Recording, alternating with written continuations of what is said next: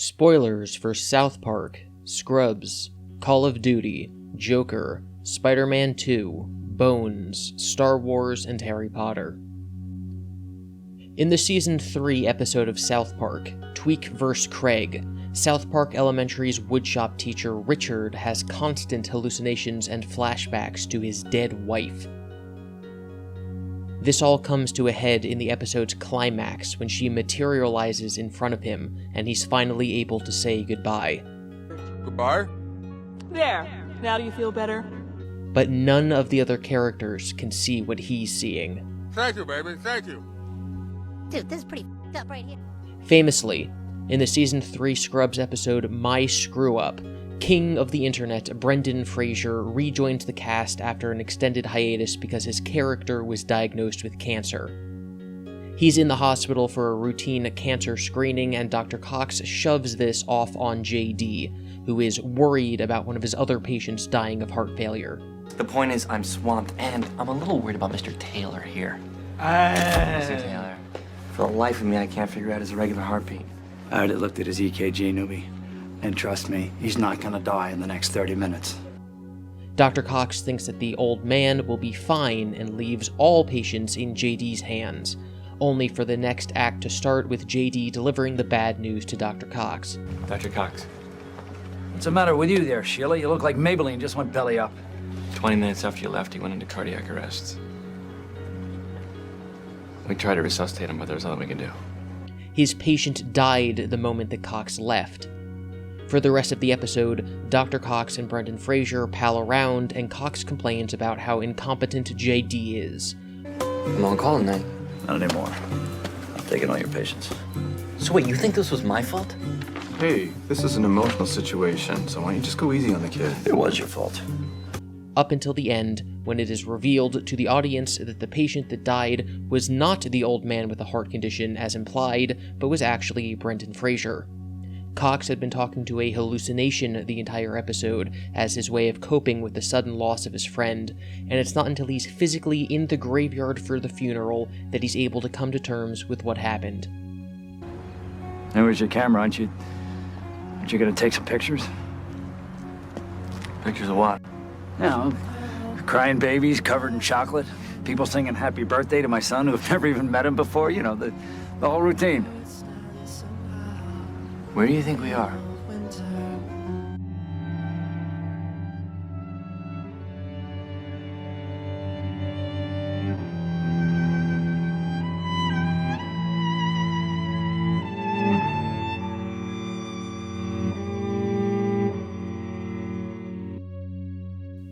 In one of the absolute best Call of Duty games, Black Ops, American soldier Mason befriends Viktor Reznov in a POW camp. Together they escape, but get separated. Years later, they meet again, hunting the same international terrorists. But their meetings are always in very unlikely places, like a random foxhole in Vietnam, or a prison on an island. Nobody is ever around when Reznov and Mason meet. It turns out at the end of the game that Reznov actually died during the first prison escape, and Mason had been hallucinating him. I never thought I'd see you alive. He was never in Vietnam. He was never in the rat tunnels. He was never at Rebirth Island. Step 8, Reznov. Freedom! For you, Mason! Not for me! Viktor Reznov's been dead for 5 years. He died at Vorkuta during the escape. All the years you thought he was with you, that was just in your mind. In 2019's Joker, Arthur falls in love with a woman and pictures her out on several dates with him and has an entire imaginary life with her, until it turns out that it was all in his head. Oh my god. What are you doing in here? You're in the wrong apartment. In the original Spider-Man trilogy, Harry Osborn has constant hallucinations of his dead father, turning him more and more to the dark side. You've taken your eye off the ball.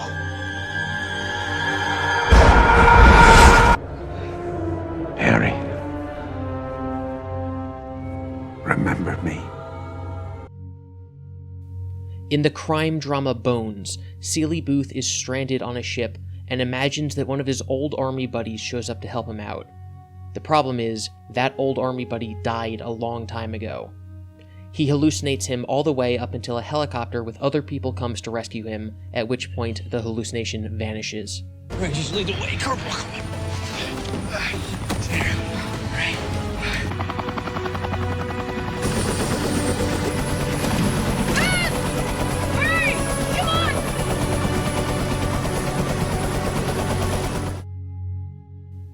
In the 9th Star Wars movie, The Rise of Skywalker, Ben Solo goes through a rebirthing process and ends up stranded and alone, having to rethink all of his past actions and everything that he's done.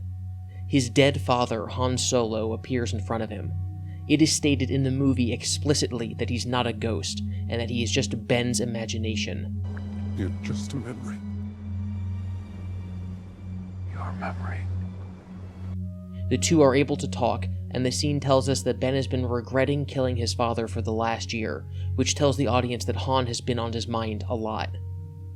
He replays out their last fatal encounter, this time making the right choice and tossing away his weapon instead of killing his father.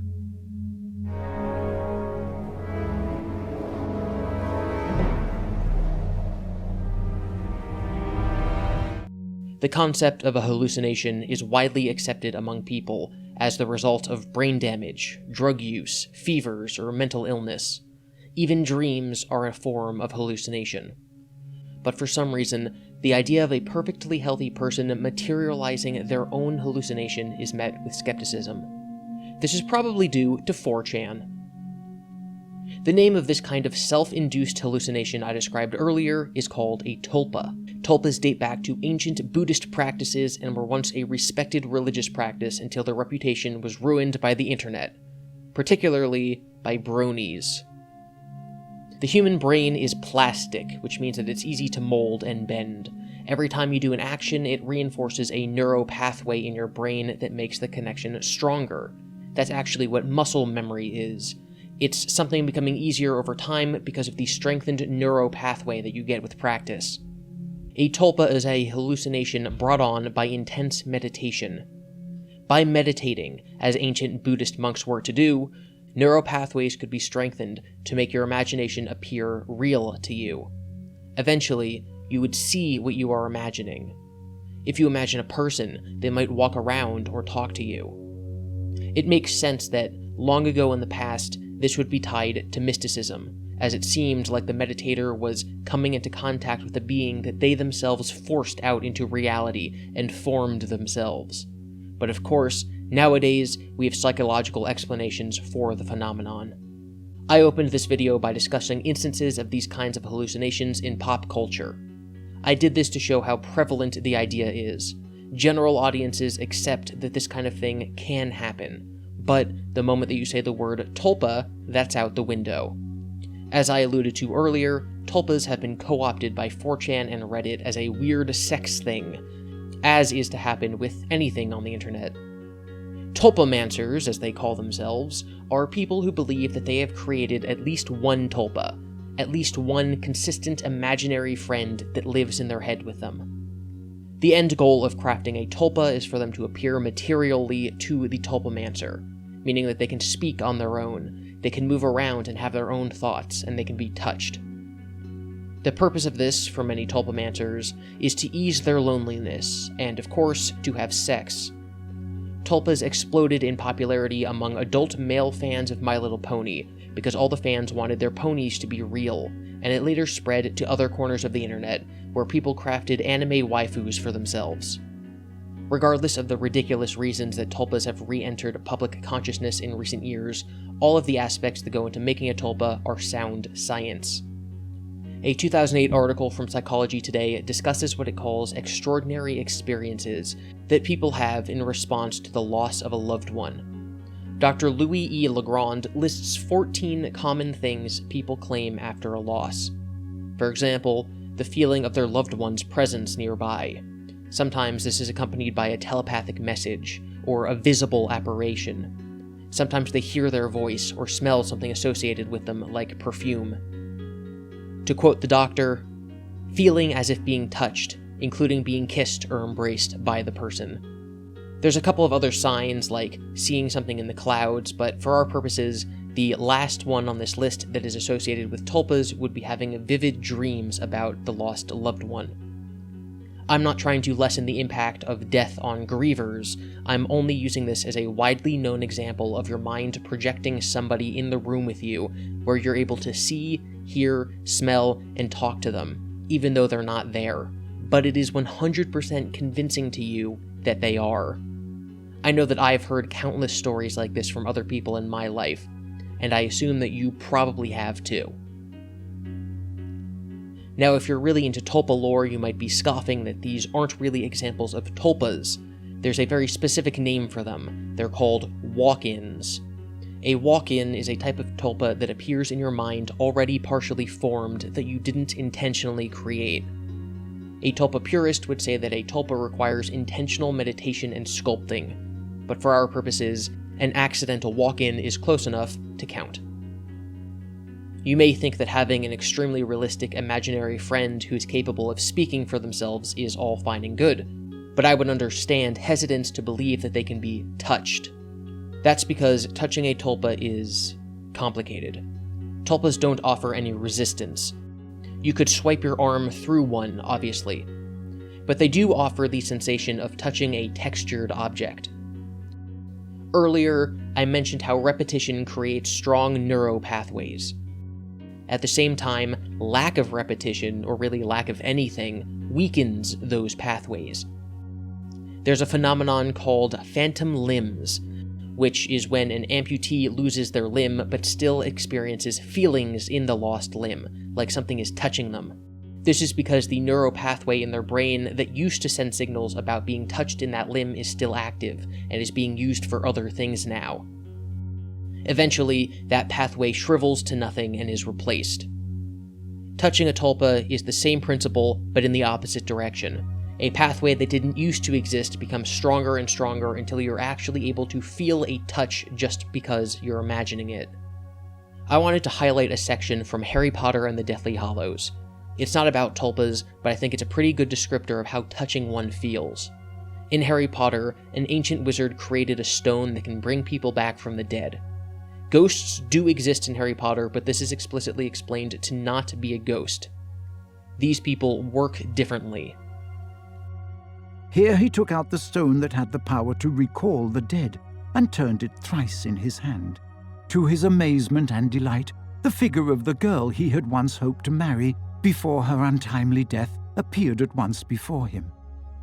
Yet she was sad and cold, separated from him as by a veil. Though she had returned to the mortal world, she did not truly belong there, and suffered. The metaphor of the veil is, in my opinion, a good descriptor of what it's like to touch a tulpa. It's like brushing your hand on a very thin fabric floating through the air. The fabric offers no resistance, but you still feel that something is there. I've talked in vague terms before about my own experiences on this channel with tulpas, but now seems like the appropriate time to expand on my story. When I was a freshman in college, I lost someone very close to me. I'm sure you can imagine that I was depressed. My thoughts dwelled on this person. Because I was several states away from my family and friends, I was very isolated, and I spent most of my time alone in my room. I couldn't fall asleep, so even after taking 3 times the maximum dose of melatonin, I would lie awake for hours. I would imagine that I was with this person, that things were normal, or that we were somewhere peaceful. I did this for 5 years. I didn't know it, but my obsessive thoughts, me imagining them with me at all times, my long hours lying awake thinking about being somewhere with them, that was the exact process outlined by tulpamancers for creating a hallucination. I was strengthening neural pathways in my brain that told my senses that this person was with me. And eventually, I started to see them. Everywhere. Now keep in mind, I wasn't trying to make a tulpa. I didn't go through the process of giving them a voice and having conversations with them in my mind, so my hallucination never got a voice, it never spoke to me. But I could feel their body heat. It was very strange. If the hallucination was with me in a room, I had a weird sense that they were around me. The only word I have in my vocabulary to describe this besides body heat would be the word aura. I could feel their aura around me. With the Tulpa, if you stop imagining them for a long time, they go away. Again, likely because the pathways in your brain that sustain them weaken and fade. Thankfully, my hallucination faded about 2 months after I began recovering from my depression. My experience makes me doubtful that some NEET on the internet could fully make a Tulpa. They'd have to work at it 24/7 with intense emotions, and even then, mine never spoke. But it does make me believe that Buddhist monks who literally were known for doing nothing but meditating for years and years at a time, and had no reason to lie about their experiences, could absolutely produce a thought form, a being birthed from their minds that they could interact with. That's why I believe in Tulpas, and that's why I believe Chris Chan has one. Look at my aura. If you can see this aura, you can see Magic Chan Sanachi right here.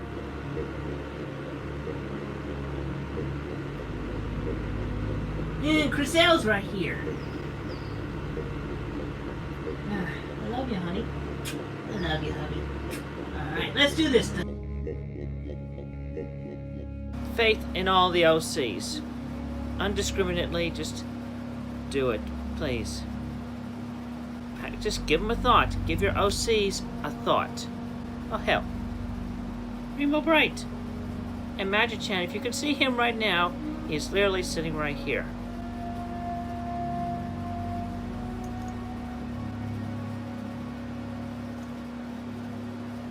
So believe. This is the 5th video in my playlist discussing Chris Chan's dimensional merge delusion. In my intro video, I went over 5 possibilities that could have led a relatively sane person to believe that they were a prophet from another dimension in the course of only a few years. I discussed how Chris's long-term and short-term memory could have been affected by medication. I discussed how he could be lying, with evidence provided by one of Chris's ex-friends on Chris's inconsistencies in his lore. And I made a tongue-in-cheek video discussing how Chris might actually be Goddess Blueheart of Quickbill and Kama. This video is about my long-advertised Tulpa theory. For the uninitiated, Chris Chan believes that the fictional characters from his comic book, Sonichu, are real in another dimension. But more important to this topic, he believes that they can cross over to our dimension. He claims he can see, talk to, and almost touch the beings from the other universe. My wife, my lovely lady, ladies and gentlemen. She's very pretty. Thank you. He also claims that other people can see and talk to their own creations, although this is likely due to his friends, protectors, and enablers needing to agree with his delusions in order for him to let them into his life. My belief, and you don't have to agree, I just hope that I've laid out enough of an explanation for you to see where I'm coming from, is that Chris Chan, socially inept, isolated from society, alone in his house with his aging mother, with multiple known mental illnesses, on multiple types of medication, whose obsession with Sonichu is well documented in multiple places across the internet. After a decade and a half of picturing his hedgehog son, of talking to him, speaking for him in the word bubbles of his comic, and wanting more than anything for him to be real, has created a Tulpa. Chris stated in an issue of Sonichu that when he reads books, he can't imagine himself as the main character. He's incapable of picturing himself in his own mind, so instead, he imagines Sonic the Hedgehog characters taking on the leading role. I don't find it far-fetched that Chris also imagines Sonic characters taking on roles in other aspects of his life, like when he's having pretend arguments in the shower, or thinking of a story he can't wait to tell somebody later.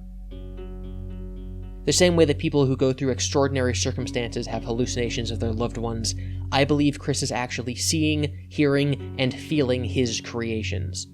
He obviously didn't do it on purpose, which is why he's so steadfast in his belief that they're real, and that the other dimension is real. He actually talks to these characters, so his only rationale is that they are real, and that they aren't fully formed here because of some sort of barrier, like a veil between them and him. So he has to come up with elaborate fantasies and explanations for why they can't just fully cross over.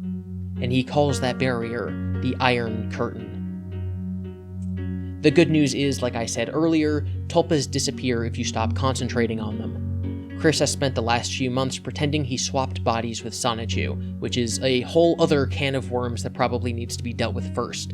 But if we ever get the real Chris back, it's possible, and I'd say likely, that with therapy he could stop seeing these tulpas. And I mean real therapy, not Twitter people sending him messages that he's an idiot and that Magi-chan isn't real. I might be wrong. Chris might be talking so much about the merge because he's seeing it in his dreams, or he's lying, or he's mentally ill, or maybe he is a god. But without being his actual therapist, I can't comment on the state of his mind. I might do a video to round out this series about the types of mental illnesses that can lead to hallucinations. But because we don't know anything about Chris beyond his autism, there's no real evidence I'd be able to speculate with. Thank you for watching. You can follow me on Twitter for updates and more lighthearted topics at GiBi_Devin. You can join my Discord, which is linked in the description. You can also join my Patreon if you like my work, or you could do a one-time donation through Streamlabs, which is also linked below. I'd like to thank my patrons: A Humble Narcissist, Angel, Ash Perler, Blue Coon, Elijah, Hunter, Jess, Jose, Joseph, Joshua, Caitlin, Poe, Randy, Shadow Nexa, Snotling, Steve, Torchka, and twitch.tv/SumaBreakup, and I'd also like to thank you for waiting almost 2 years for this video. Please remember to subscribe and ring the bell because YouTube has been awful this month. I think that they're changing the algorithm or something because sub boxes have been messed up. November and December are when YouTubers make the most revenue, so losing viewers for no reason this time of year is a big deal. So make sure that you support the other creators that you like too, even if it's just with a like or a comment on their video. I'll see you the next time I talk about Chris Chan.